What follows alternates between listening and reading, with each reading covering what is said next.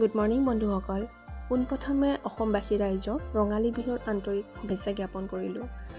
আজি মই লৈ আহিছোঁ আপোনালোকক দেখুৱাবলৈ আমাৰ ঘৰৰ কণমানিটিয়ে কিদৰে গোঁসাই সেৱা কৰে। বিহু বুলি পুৱাতে গা পা ধুৱাই লোৱাৰ পিছত তাক বিহু সাজযোৰ পিন্ধাই দিওঁ। ধুতিটো পিন্ধাবলৈ চেষ্টা কৰিছিলোঁ কিন্তু নোৱাৰিলোঁ। আমাৰ গোঁসাই ঘৰটো চাদৰ ওপৰত আছে আৰু ই নতুনকৈ খোজকাঢ়িব শিকিছে, গতিকে ই এনেকৈ বাগৰি হাবাথুৰি খাই ভাগৰ লাগি যায়, তথাপিও সি ওপৰত উঠিবই। এনেকৈ আহি সি চাদৰ ওপৰ পালেহি আৰু গোঁসাই ঘৰত সোমালে। গোঁসাই ঘৰত সোমাই ধূপকাঠি এডাল ল'লে আৰু মায়ে কৈছে আজিকালি হেনো সি মায়ে পূজা দি থাকিলে সি কৰতাল বজায়। সি ফাইনেলি কৰতালযোৰ পালে কিন্তু বজাব নাজানিলে, ইভেন ৰছীডালকে ছিগি পেলালে। এতিয়া আহকচোন আমি চাওঁ সি কিদৰে গোঁসাই সেৱা কৰে।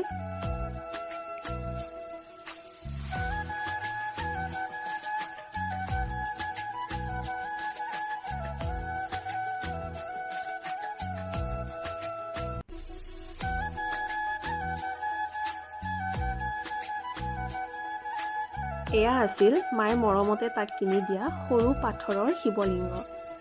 ইমান সৰুতে সি যে ইমান ধুনীয়াকৈ সেৱা কৰিব জানিছে, বৰ অবাক হৈছিলোঁ, কিন্তু ভালো লাগিছিল।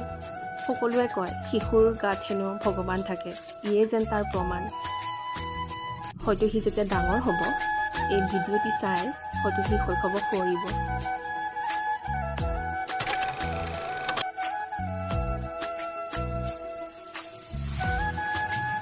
গোঁসাই চাৰিওফালে গামোচাখন সি নিজে পাৰি লৈছিল আৰু পুনৰবাৰ সি সেৱা কৰিছিল।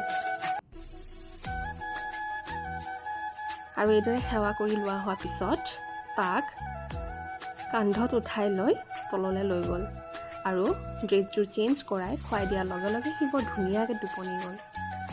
গতিকে এয়াই আছিল আজিৰ ভিডিঅ'ত।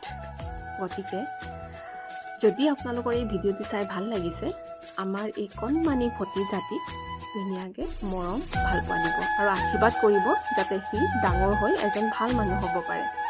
আৰু অৱশেষত সকলোকে শুভ কামনা কৰি ভাল কামনা কৰি মই বিদায় লৈছোঁ। ধন্যবাদ।